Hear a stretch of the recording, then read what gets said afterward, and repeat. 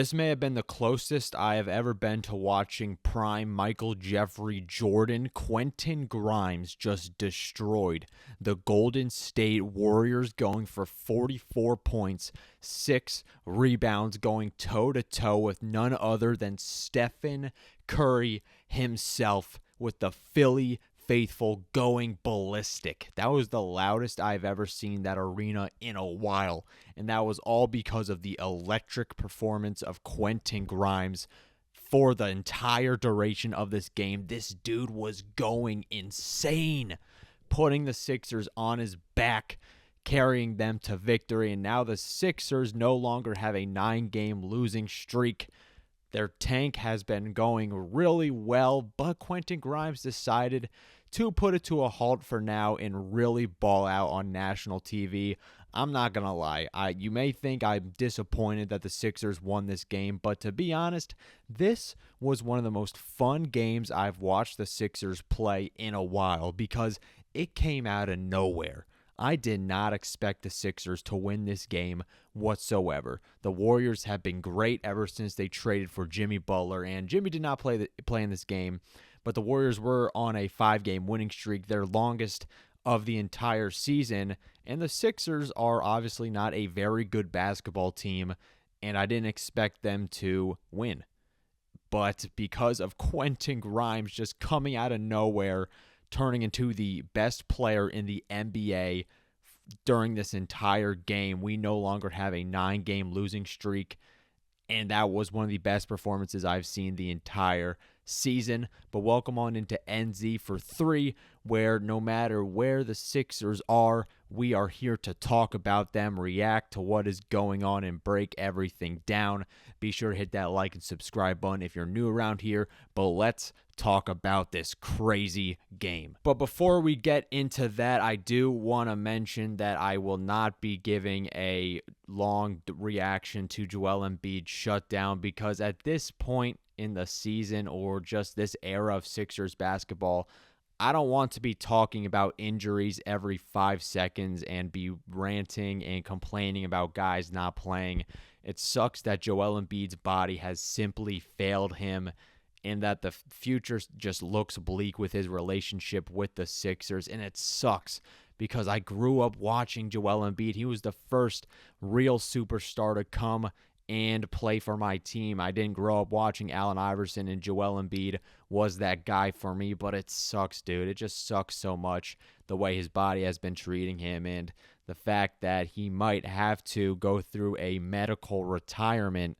I mean, at the absolute worst, I don't know, like if some miracle doctor is going to fix Joel Embiid. I mean, as he's getting older, I don't think those issues are going to be going away anytime soon, and it's just a tragedy.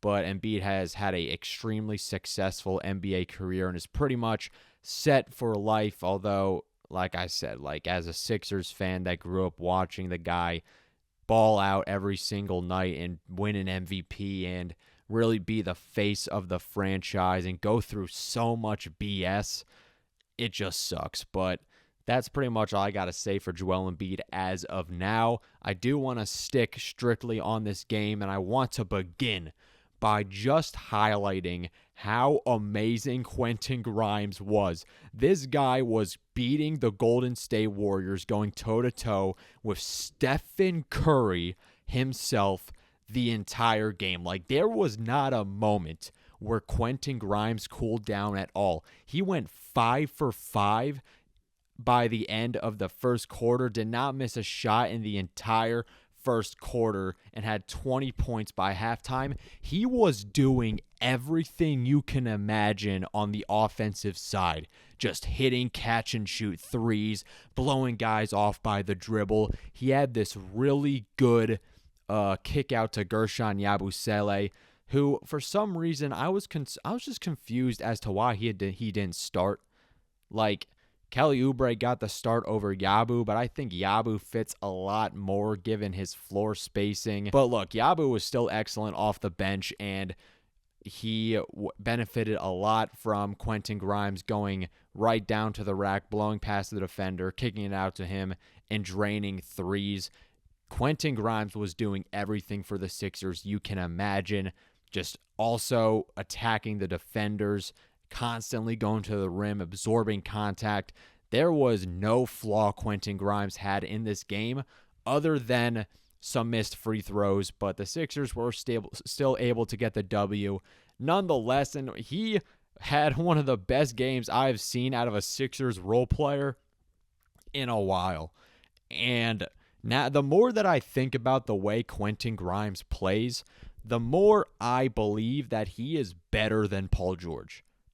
Yeah, I might be sounding delusional, but Paul George has been worse for the Sixers than Quentin Grimes has been for the Sixers. If you think about the way Quentin Grimes plays, look what he does, or just think about what he does. He shoots off the catch. He makes plays for his teammates. He plays decent defense. He can run in transition. He can blow guys off the dribble.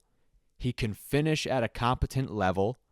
And he can move off the ball and not demand the ball in every single possession and play within an offense without being a black hole. His dog mentality of never settling to just pass it to his teammates. He was kind of being a ball hog in this game, and he deserved to be a ball hog because he was the only guy on this team producing any offense and just took everything into his hands, took the entire game into his hands, and was battling out with Stephen Curry.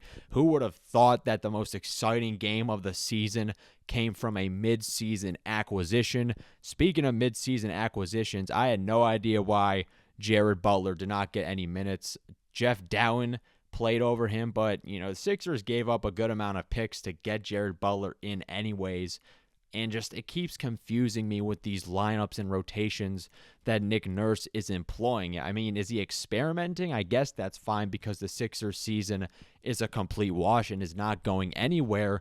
But you brought Jared Butler in, not to just be some bench warmer, I thought, because you gave up so many picks. It made no sense why Daryl Morey would pull the trigger on a Jared Butler trade if he knew Nick Nurse wasn't going to give him much run. Maybe that was because he didn't have anything to do with those second-round picks in the first place, and he thought, since Jared Butler sort of already established himself to be a decent role player, just to take a swing on him because he's young and still has time to grow and be a piece of the Sixers' young core. I like the Jared Butler move. I just wish Nick Nurse would give him some more time because I think he is a competent ball handler, and the Sixers are prone to making a lot of stupid turnovers that cost them games. Although it was cool to see Nick Nurse actually play another ball-handling guard in this game ever since his buddies Eric Gordon and Kyle Lowry have been injured. Jeff Dowtin was decent in the minutes he did get. Maybe that was because Tyrese Maxey was just rancid this entire night, really embracing the tank. And yeah, Tyrese Maxey really let go of his ego in this game, doing it for the betterment of the team and their chances of getting Cooper Flagg going 2 for 14, just clanking every shot. It felt like a lid was on the rim for Tyrese Maxey. And, despite that sarcasm, Tyrese Maxey did have a big impact on this game, despite his poor shooting night, having 11 dimes. And that's something you want to see out of, the next face of your franchise. Someone who, despite, some poor shooting nights, can still find ways to impact winning. And Maxey's willingness to share the ball, make some decent passes. Some of Yabu's threes came directly off of Tyrese Maxey assists that were just crisp passes with Maxey using his court vision. It was cool to see Maxey be more of a distributor this game and show off other parts of his skill set, and Tyrese Maxey has definitely improved a lot as a playmaker, and if he can really nail down that playmaking and just being able to make his teammates better on a whole different level. Not saying he has to become James Harden or anything with his passing ability, but if he can do that, I think he could really truly elevate into superstar status. He's only 24 years old, got plenty of time to figure that out. On the other hand, he did definitely transform into Isaiah Canaan. I was getting PTSD from when I had to watch him play for the Process Sixers. Speaking of Process Sixers, the Warriors are another team in the league that just have a random role player that decides to go off against the Sixers for no reason at all. Quentin Post turned into Spencer Hawes, scoring 16 points, 4 for 9, being a really good stretch big for the Warriors. And, Daryl Morey, go call up Golden State and get this guy in a Sixers uniform. I need a stretch big man on this team. I think it's something the Sixers have always needed, just a big man who can not only score, in the paint, catch lobs or whatever, but also stretch the floor. The Sixers can finally, play some sort of 5-out offense and embrace the modern NBA because, Andre Drummond being your starting center, that is, not optimal. I know the Sixers season is pretty much over. But even like with Joel Embiid going into the future, I don't know if Joel Embiid is going to take more of a reduced role with the team.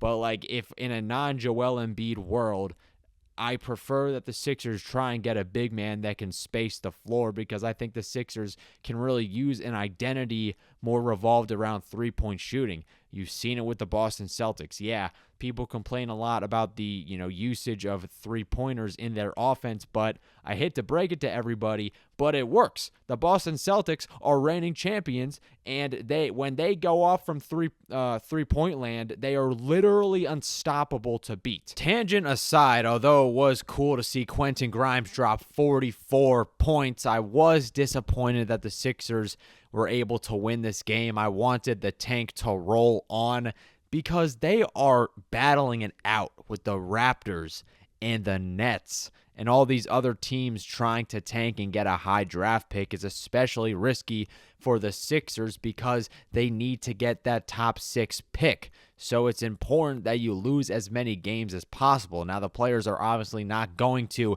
go out of their way to just, lose every single game and not give any effort at all. But Draymond Green was blowing wide open layups, had a stupid turnover where he gave the ball right back to Santos off an inbound when Santos didn't get out of the out-of-bounds area yet. That was so dumb. The refs had a couple calls that didn't go the Warriors' way when it should have. Some of the Sixers tipped it out of bounds clearly, but no, they called it to remain Sixers ball, and that kind of did not help the Warriors get the possessions they needed to climb back into the game. But thanks to Paul George as well, scoring 12 points in the fourth quarter, the Sixers were able to mount a comeback. I just wish he would have done this a little bit earlier in the season, but beggars can't be choosers, I guess, and the Sixers are trying to scrape as many wins. They're still trying, I guess, to make a push at the play-in tournament. I just don't see the purpose in that now since Embiid is out for the rest of the year. And it's a weird alignment with Paul George closing his podcast, saying he wants to help the team focus on a championship. Then a couple days later, Joel Embiid gets shut down. So what the heck is the direction with this team? It is just the optics of the Sixers management and how they go about doing their business is just, it needs to be studied. But yeah, Paul George was stopping any momentum the Warriors were getting, and because of that, the Sixers ended up winning this game. And unfortunately, it impacted their tank because they are now a game and a half technically ahead of the Brooklyn Nets, but they dropped from the 6th spot in the Tankathon leaderboards, and they're now the 7th. And they are just in a heated tank battle with the Brooklyn Nets, who have been on a decent winning streak in their own right. So I guess it's just it is kind of naive. I did say this earlier. It is naive to assume that the Sixers were just going to lose every single game. And for those who, are really passionate about this tank, it did take Quentin Grimes having the greatest, most effective game of his entire career for the Sixers to barely escape against the Warriors without Jimmy Butler.